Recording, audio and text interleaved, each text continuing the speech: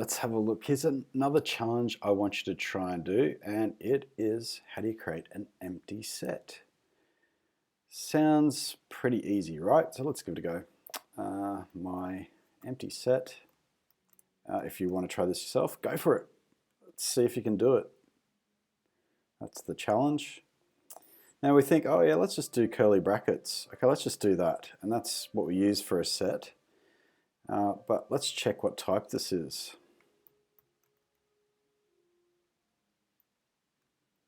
Make sure you spell it right.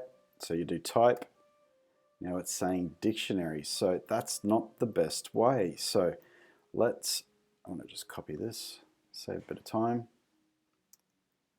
And then you type in set and the rounded brackets.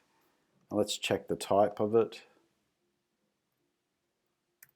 And now it's a set. So a little bit more trickier than usual, but not really.